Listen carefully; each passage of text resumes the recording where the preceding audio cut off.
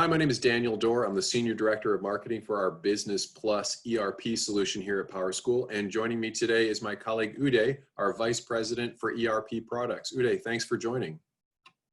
Good morning, Dan. How are you?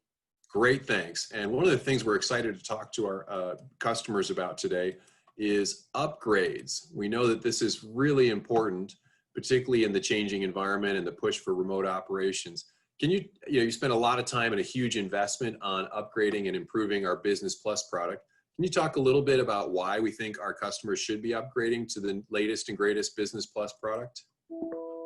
For one, the kind of new improvements we are packing in every release, that is just phenomenal. We have made significant investment in the product, and we want to make sure that our customers are able to leverage those investments. In terms of function, there are a lot of areas of investment, but I'm specifically talking about functional investments that we have made in the product.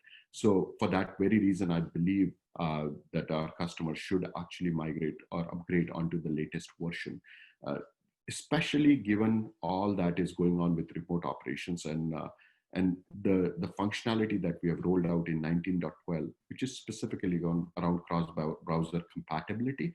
And I'm going to speak some more about it, but that functionality alone is good enough reason for customers to move onto the latest and the greatest. Plus, we continue to make monthly upgrades to every release. So that is another reason that there is a constant new stream of functionality that we introduce from one release to another, even the monthly releases. So those are a couple of good reasons. Of course, when in a previous webinar, you may have seen services folks talk a little bit about what exactly they've done on the services side or support or any of those things. But I really wanted to focus more on functional aspects of the product.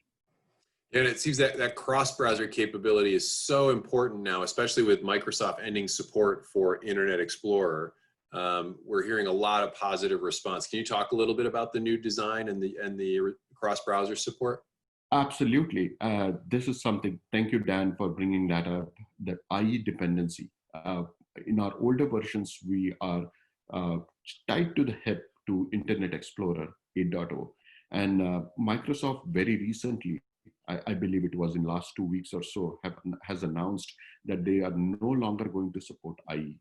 And this is so timely. Like, we've done this release. We knew that at some point this support would end, but just the coinciding that announcement from Microsoft with what you see in our cross-browser product. Again, we've been thinking about this, and we've done this release late last year, early this year.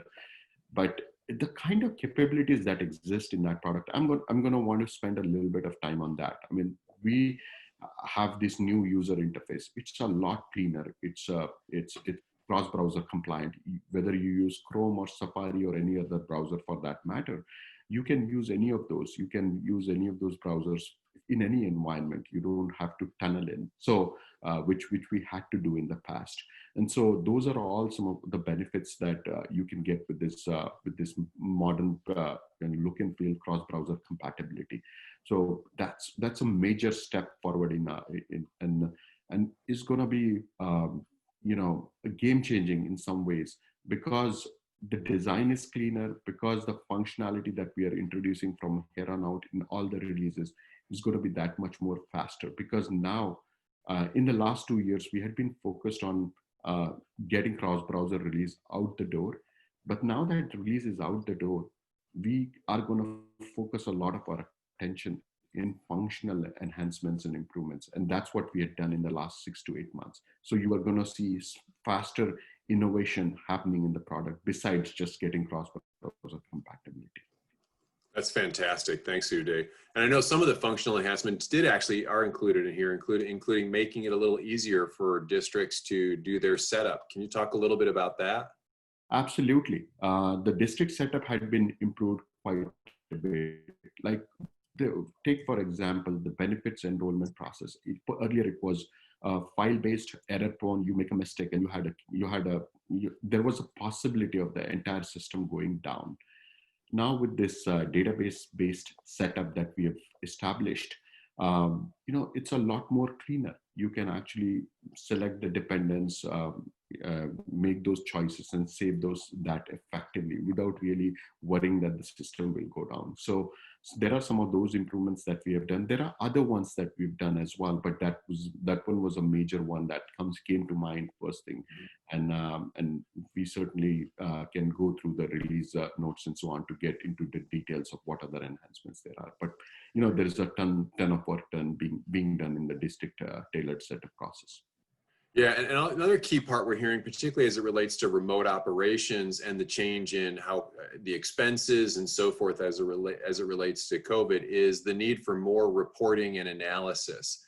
Can you talk a little bit about the improvements on ad hoc reporting and analytics? Yeah, certainly, Dan. As you know, we used Cognos for ad hoc reporting in the past. It was a little bit of a cumbersome process to basically launch some of those dashboards or reports from BusinessPlus. Now we've made some of the changes in the backend infrastructure, introduced SSO mechanisms. So now if you want to launch some of those reports or dashboards in BusinessPlus, you can do that very, very easily. In the past, it used to be a cumbersome process. So the linking, the SSO mechanism, all of that is like very simple. SSO is single sign-on, just so that I don't stay in the acronyms here. But that entire process has been made super easy. So if you are a ad hoc Cognos user, this is a lot simpler going forward. There is other piece that is mentioned on the slide here, what if analysis. So we allow what if analysis on the payroll calculation so that the employees can know exactly what their take home is going to be based on certain deductions and benefits and so on. The kind of things that they select, and that way they get a peek into what exactly the payroll will look like for them. Yeah, and we've heard a lot about making sure teachers are getting paid, helping them understand what's happening. But it sounds like there's also some enhancements on the payroll side as well to continue to make that easier. Yeah, so there are some enhancements that we made there. Payroll calculation basically provide greater flexibility and control over the deduction amounts when running supplemental payrolls. So like the ability to mandate which deductions should be taken when employee's net pay is low. So there are some of those enhancements or improvements we have done on the payroll as well. And we will continue to do more over time. Thank you, Uday. So it sounds like big improvements on usability, ease of use, as well as making sure you have the right information to make really good decisions about how you manage payroll and other big expenses within your district. Absolutely.